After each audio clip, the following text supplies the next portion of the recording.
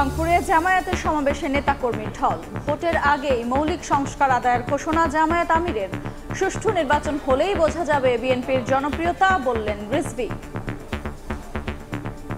প্রয়োজনীয় সংস্কার করে যে অবাধ সুষ্ঠু নির্বাচনটা তাড়াতাড়ি দিন, তাহলে আপনারা বুঝতে পারবেন যে জনগণ কার পক্ষে আছে। কেউ যদি আওয়ামী ফ্যাসিবাদ আমলের নির্বাচনের স্বপ্ন দেখে থাকেন, আমরা সেই স্বপ্নকে দুঃস্বপ্নে পরিণত করব।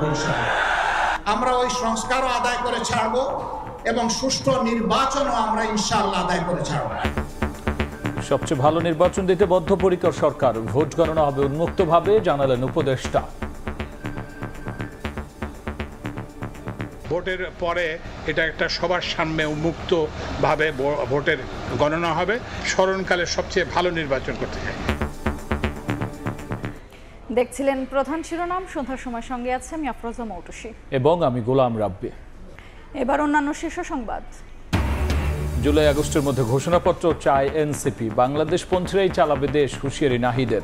ঠাকুরগাঁও দিনাজপুরে নেতাকর্মীদের পথসভা, গণসংযোগ। ঢাকা গাজীপুরে বিলাসবহুল ফ্ল্যাট, বাগানবাড়ির মালিক তারিক সিদ্দিক। দেশ বিদেশে হাজার কোটি টাকার অবৈধ সম্পদের খোঁজ, রাষ্ট্রের অনুকূলে বাজেয়াপ্তের পরামর্শ।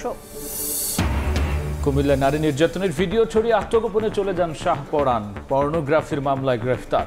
মূল আসামি বড় ভাই ফজরের সঙ্গে বিরোধ ছিল ছোট ভাইয়ের, দাবি র্যাবের। কয়েক ঘন্টার ব্যবধানে 4 জেলার সড়কে ঝরল 8 প্রাণ। পাবনায় বাস ট্রাকের মুখোমুখি সংঘর্ষ। সাতক্ষীরায় ভ্যানে চাপা দেয় পিকআপ। ঘুম চোখে গাড়ি চালানোর কারণ বলছে পুলিশ। এবং চালের মোকামে কাটছে না অস্থিরতা। রাজধানীতে 1 মাসে কেজিতে দাম বেড়েছে 7 থেকে 8 টাকা। মিলার ও কর্পোরেটকে দুষছেন বিক্রেতারা। বৃষ্টির প্রভাবে চড়া সবজির দর।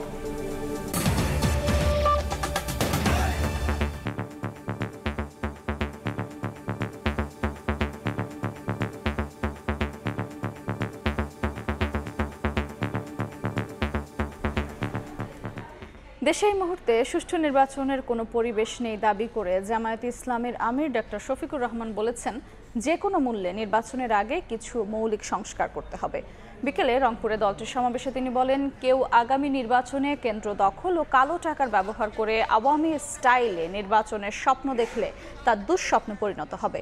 বক্তব্যে দলটির সেক্রেটারি জেনারেল অধ্যাপক মিয়া গোলাম পরোয়ার বলেন, জাতীয় নির্বাচনের আগে স্থানীয় নির্বাচন দিতে হবে। নির্বাচন হবে সংখ্যানুপাতিক পদ্ধতিতে। এ সময় মানবতা বিরোধী অপরাধের বিচারের নামে জামায়াতের নেতাদের হত্যা করা হয়েছে বলে মন্তব্য করে পরিবারকে ক্ষতি জামায়াত নেতারা। বলেছেন রাখে আল্লাহ মারেকে, কিন্তু আরেকটা তিনি বলেন নাই ধরে আল্লাহ ছাড়ে কে। নির্বাচনের যতটুকু সময় বাকি আছে, আপনি নির্বাচনকে নিরপেক্ষ করার জন্য মৌলিক সংস্কার, অপরাধীদের বিচার, পিআর পদ্ধতি, স্থানীয় সরকার আগে নির্বাচন দেওয়া, লেভেল প্লেইং ফিল্ডের যত দাবি পূরণ না করে নির্বাচন দিলে এই জাতি সেই নির্বাচন নিরপেক্ষ হবে বলে বিশ্বাস করতে পারছে না।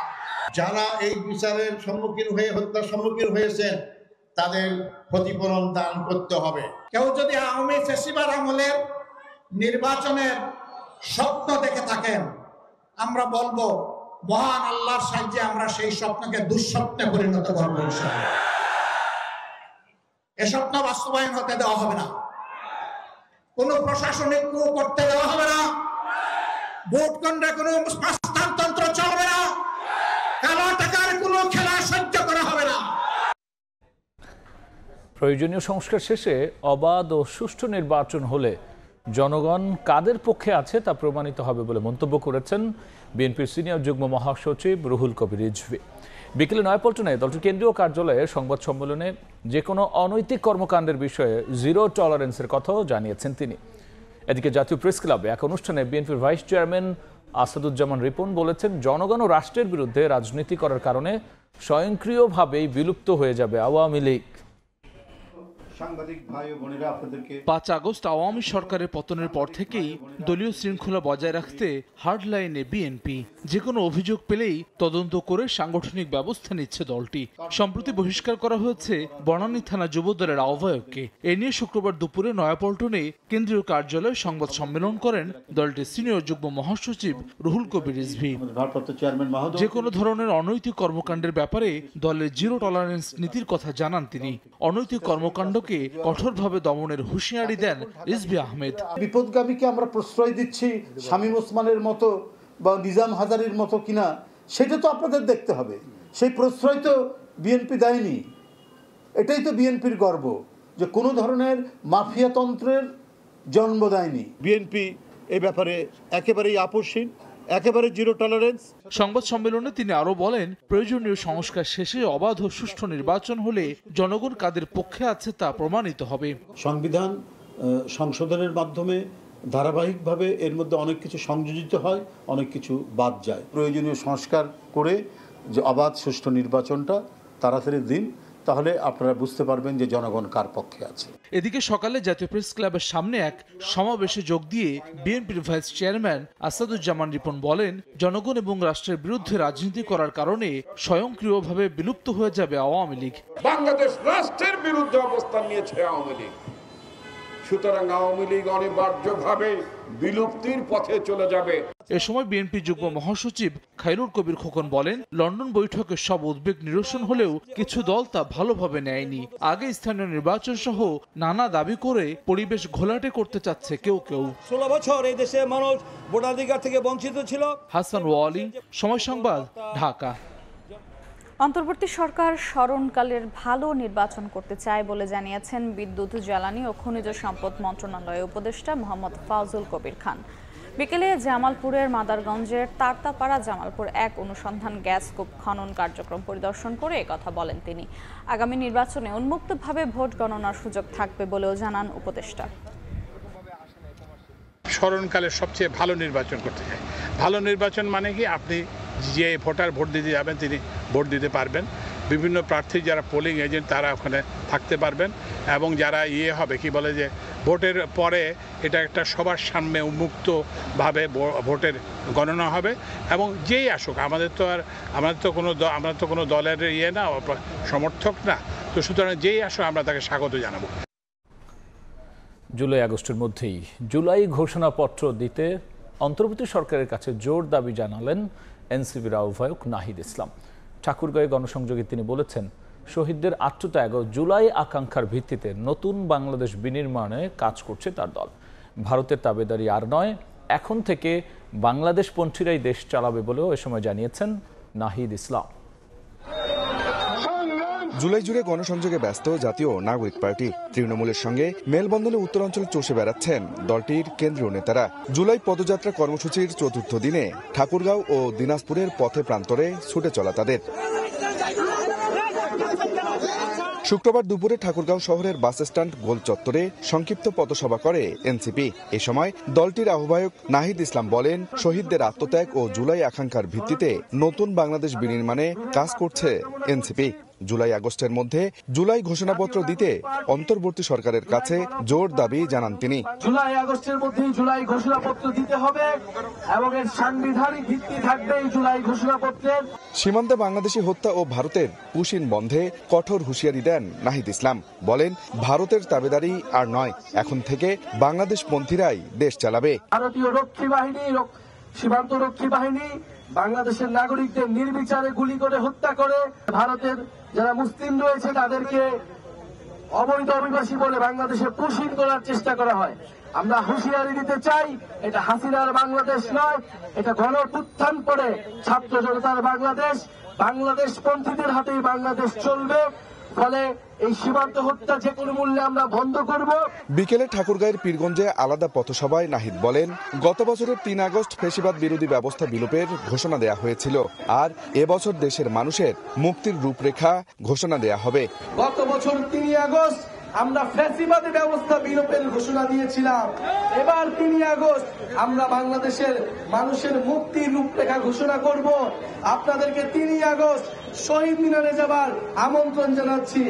নতুন করে কাউকে স্বৈরাচার হতে দেয়া হবে না বলেও হুঁশিয়ারি দেন নাহিদ ইসলাম। বলেন, যে উদ্দেশ্যে শহীদ ও আহতরা লড়াই করেছিল সেই স্বপ্ন বাস্তবায়নে মাঠে কাজ করছে এনসিপি। আব্দুর রশিদ জীবন, সময় সংবাদ, ঠাকুরগাঁও। সন্ধ্যার সময়ে আরও থাকছে। ড্রেন পরিষ্কার করা হয় না, কোনো মেডিসিন দেওয়া হয় না। ডেঙ্গু আক্রান্ত হয়েছে বাচ্চা কাচ্চা, ছেলে মেয়ে, বড় ছোট সবাই। একই ব্যক্তি একাধিকবার ডেঙ্গুতে আক্রান্ত। গাজীপুর সিটির 19টি বস্তিতে এই রোগের প্রকোপ। ঘরে ঘরে এডিসের লার্ভা, মশা নিধনে তৎপরতা না থাকায় মহামারীতে রূপ নেওয়ার শঙ্কা। রাজধানীর অভিজাত এলাকায় একাধিক প্লট ফ্ল্যাট, গাজীপুরে বিশাল বাগান বাড়ি, অর্ধশত বিঘা জমি সহ অঢেল সম্পদ। শেখ হাসিনার সাবেক সামরিক উপদেষ্টা তারিক আহমেদ সিদ্দিকের বিরুদ্ধে দেশ বিদেশে এমন হাজার কোটি টাকার সম্পদের সন্ধান পেয়েছে দুদক। ইতিমধ্যে প্রায় 100 কোটি টাকার সম্পদ জব্দ করেছে সংস্থাটি। এখন বিদেশে থাকা সম্পদ ও ব্যাংক লেনদেনের ফিরিস্তে খুঁজছে অনুসন্ধানকারী দল। বিশেষজ্ঞরা বলছেন, রাষ্ট্রের অনুকূলে এসব সম্পদ জব্দে দুদককে কার্যকরী পদক্ষেপ গ্রহণ করতে হবে। তাসলিম তৌহিদের রিপোর্ট।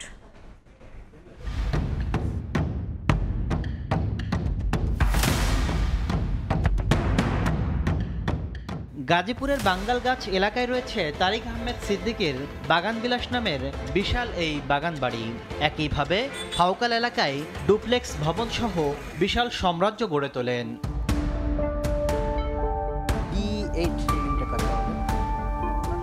বিলাসিতার বাগান বাড়ি ছেড়ে রাজধানীর অভিজাত এলাকায় নজর দিলেও মিলবে শেখ হাসিনার সামরিক উপদেষ্টার প্লট ফ্ল্যাটের নানা ফেরিস্তি।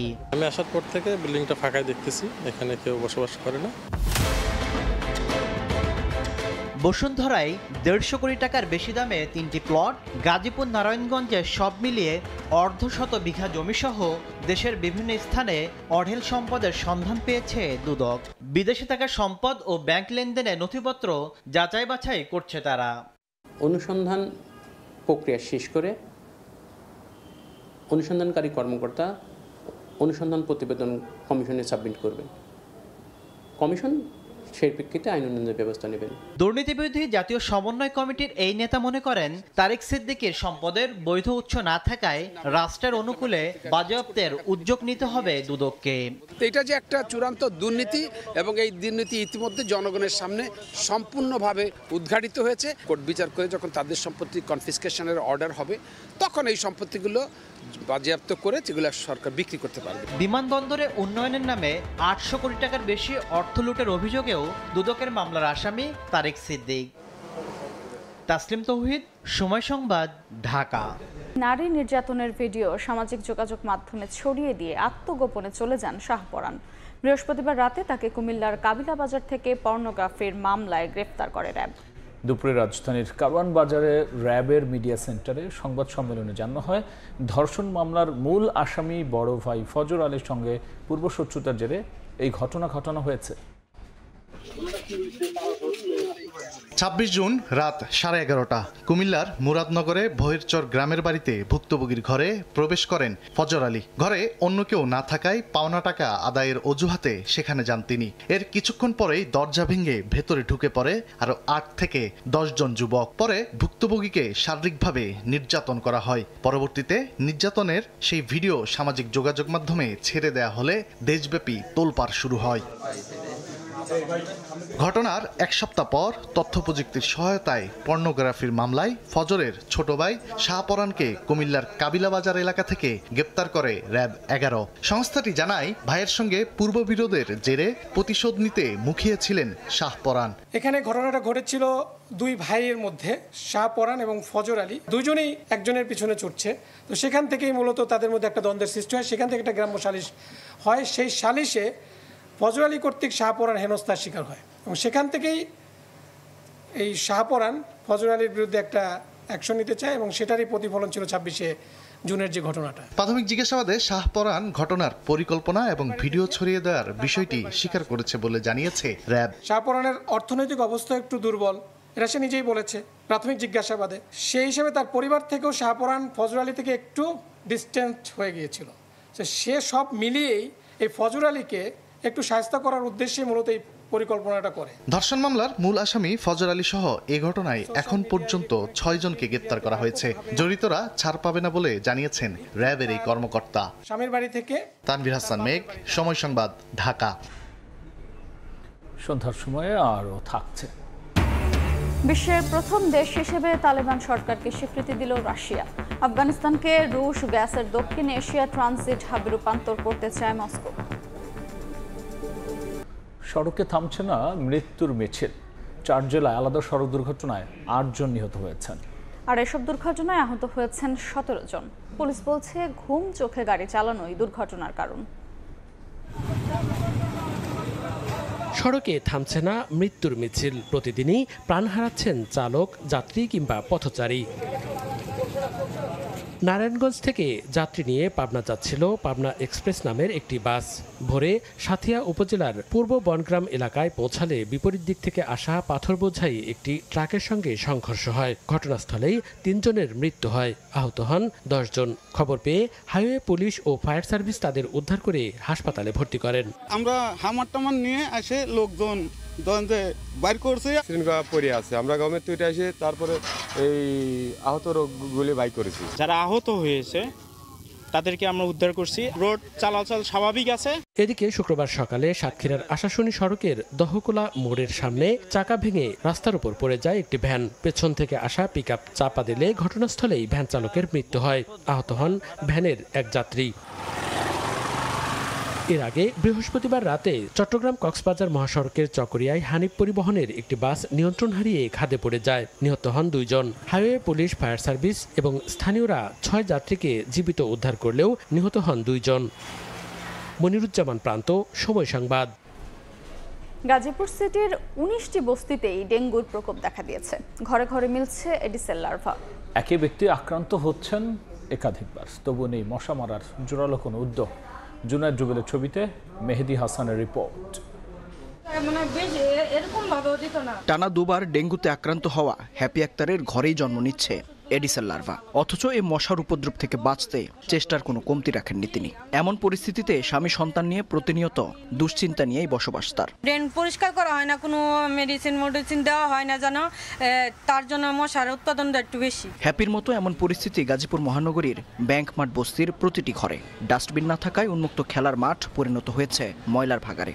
আবদ্ধ স্থানে দীর্ঘদিনের জমে থাকা পানিতেও জন্ম নিচ্ছে এডিসেল লার্ভা। ফলাফল প্রায় 6000 মানুষ বসবাসের এই বস্তির প্রতিটি ঘরেই রয়েছে ডেঙ্গু রোগী। ডেঙ্গু আক্রান্ত হয়েছে বাচ্চা কাচ্চা, ছেলে মেয়ে, বড় ছোট সবাই। টঙ্গী হসপিটালে দেখবেন মানুষ সিট পাচ্ছে না, ফ্লোরে পর্যন্ত মানুষ জায়গা পাইতেছে না। ছোট বড় মিলিয়ে প্রায় 19টি বস্তি রয়েছে গাজীপুর মহানগরীতে। ঘিঞ্জি এসব এলাকা যেন এক একটি মশার প্রজনন ক্ষেত্র। এমন পরিস্থিতিতে প্রশ্ন উঠেছে মশা মারতে প্রশাসনের ভূমিকা নিয়ে। শরীর ব্যথা করে, মাথা ব্যথা করে, চিলিক পেড়া ব্যথা হয়, যেটা হচ্ছে হাতে এই জায়গায় আর জয়েন্টে ব্যথা হয়, সেটা সহ্য করার মতো না। অভিজ্ঞতা কাজে লাগিয়ে এখন পর্যন্ত সফলভাবে চিকিৎসা দেওয়া হচ্ছে বলে জানান চিকিৎসকরা। ডেঙ্গুর লক্ষণ আছে কিন্তু টেস্ট নেগেটিভ আসতেছে, কিন্তু সেই ক্ষেত্রে ওই লক্ষণের বেসিসে রোগী ভর্তি করে চিকিৎসা করা হচ্ছে এবং রোগী ভালো হয়ে যাচ্ছে। আমাদের ফ্লুইড আছে এবং ডেঙ্গুর কিট আছে রোগ নির্ণয়ের জন্য, এবং হাসপাতালগুলোতে সব ডাক্তারাই ডেঙ্গুর প্রশিক্ষণ অনলাইন হলেও পেয়েছে। প্রতি বছর আগস্ট থেকে ডিসেম্বর পর্যন্ত ডেঙ্গু সংক্রমণের মৌসুম ধরা হলেও এবছর জুন জুলাই মাসেই ডেঙ্গু আক্রান্ত রোগী বেড়েছে। মেহেদি হাসান, সময় সংবাদ, গাজীপুর। ব্যবধানে রাজধানীতে প্রায় সব ধরনের সবজির দাম বেড়েছে 10 থেকে 15 টাকা পর্যন্ত। চড়া মাছের বাজার। শুক্রবার রাজধানীর বাজারগুলো ঘুরে দেখা যায় পটল, ঢ্যাঁড়স, করলা বিক্রি হচ্ছে 60 থেকে 70 টাকা কেজিতে, যা গত সপ্তাহে বিক্রি হয়েছে 50 থেকে 60 টাকায়। আকার ও মানভেদে গত সপ্তাহে 80 থেকে 90 টাকা কেজিতে বেগুন পাওয়া গেলেও দাম উঠেছে 100-তে। সবচেয়ে বেশি 50 টাকা পর্যন্ত বেড়েছে কাঁচামরিচের দাম।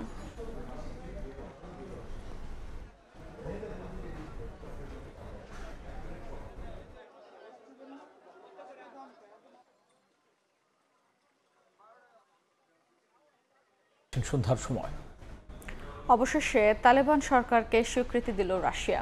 আফগানিস্তানের নতুন রাষ্ট্রদূতের পরিচয়পত্র গ্রহণ করে মস্কো জানিয়েছে ইসলামিক আমিরাত সরকার এখন বাস্তবতা। তবে এই স্বীকৃতির পেছনে আছে কূটনৈতিক হিসাব নিকাশও। খোরাসান প্রদেশ আইকেএসপির বিরুদ্ধে লড়াইয়ে তালেবানকে মিত্র ঘোষণা করেছেন প্রেসিডেন্ট পুতিন। মস্কো এখন চায় তালেবান শাসিত আফগানিস্তানকে রুশ গ্যাসের দক্ষিণ এশিয়ার ট্রানজিট হাবে পরিণত করতে। এর আগে চলতি বছরের এপ্রিলেই সুপ্রিম কোর্টের আদেশে তালেবানকে সন্ত্রাসী সংগঠনের তালিকা থেকে সরিয়ে দিয়েছিল মস্কো।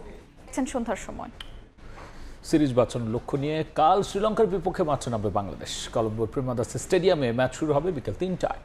দ্বিতীয় ওয়ানডেতে ঘুরে দাঁড়ানোর প্রত্যয় ওপেনার তানজিদ তামিমের। এদিকে খারাপ সময়ে টাইগারদের মানসিকভাবে শক্ত থাকার পরামর্শ দিয়েছেন লঙ্কান কোচ ও সাবেক অধিনায়ক সানাথ জয়সুরিয়া। আমরা অনেক ভালো একটা পার্টনারশিপ দিচ্ছিলাম, আমি আর শান্ত ভাই অনেক ভালো ক্যাচ ধরছে, ভালো একটা রান করছে ওরা। তো আমার কাছে মনে হয় এটা অনেক টার্নিং পয়েন্ট, কারণ ওখান থেকে যদি আমরা একটা ছোট 30 কিংবা 40 রানের পার্টনারশিপ আরও অ্যাড করতে পারতাম দুজন মিলে, তাহলে মনে হয় আমাদের কাছে গেমটা অনেক ভালো, আরও বেশি ইজি হয়ে যেত। নেক্সট ম্যাচ আমাদের জন্য খুব ইম্পর্টেন্ট, যদি আমরা কামব্যাক করতে পারি তাহলে ইনশাআল্লাহ we are in the tournament. Bangladesh শেষ ওয়ানডেটা যেভাবে হেরেছে তার চেয়ে খারাপভাবে শ্রীলঙ্কাও হেরেছে, তবে আমরা তা ওভারকাম করতে পেরেছি। অনেক প্রতিভাবান ক্রিকেটার বের হয়ে এসেছে, ক্রিকেটারদেরও শক্ত মানসিকতা রাখতে হবে। এ পর্যায়ে শীর্ষ সংবাদ জানিয়ে দিচ্ছে আরও একবার। সারা দেশকে পাটগ্রাম বানিয়েছে একদল লোক। কোনো মবকে সমর্থন করে না জামায়াত, রংপুরের সমাবেশে বললেন আমির। ভোটের আগেই মৌলিক সংস্কার আদায়ের ঘোষণা। কোনো মাফিয়াতন্ত্রের জন্ম দেয়নি বিএনপি, দলের অপকর্মকারীদের বিরুদ্ধে জিরো টলারেন্সের বার্তা রিজভীর। সুষ্ঠু নির্বাচন হলেই বোঝা যাবে বিএনপির জনপ্রিয়তা। এবং জুলাই আগস্টের মধ্যে ঘোষণাপত্র চায় এনসিপি, বাংলাদেশপন্থীরাই চালাবে দেশ, হুঁশিয়ারি নাহিদের। ঠাকুরগাঁও দিনাজপুরে নেতাকর্মীদের পথসভা, গণসংযোগ।